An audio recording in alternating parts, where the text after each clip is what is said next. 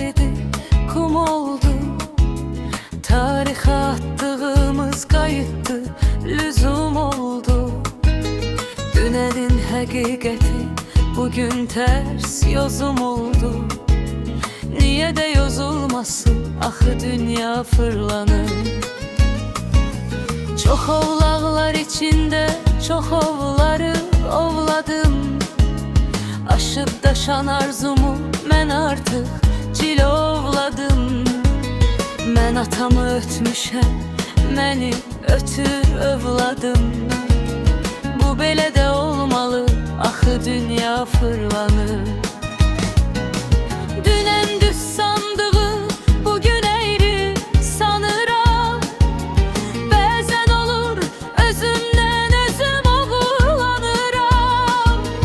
Hər il başqa arzunun başına fırlanıram. Niyə də fırlanmayım, axı dünya fırlanır. Çox eylən görmüşəm əyilməyən başları. Sular duruldu, gördük dibindəki daşları. Ünvanlı dəyişdi dünənin alqışları. Niyə də dəyişməsin, axı dünya fırlanır.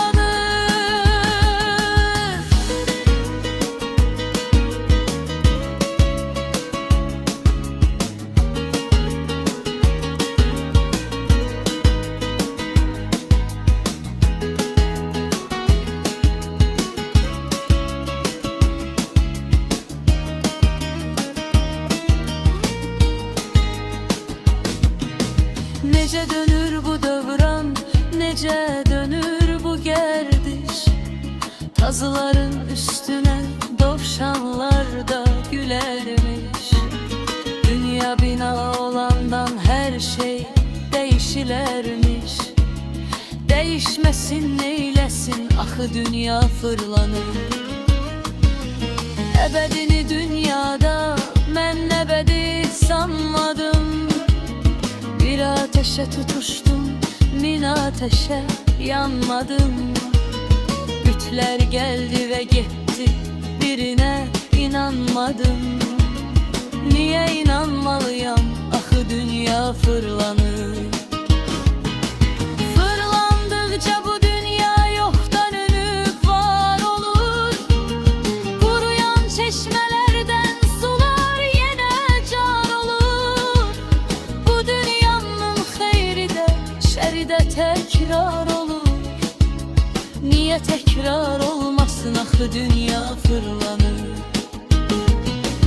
Min min illər bu dünya beləcə fırlansa da, bir yuvanın bülbülü min budağa qonsa da, aylar illər fəsillər bir-birini dansa da, değişmezdirə giden çok da dünya fırlanır.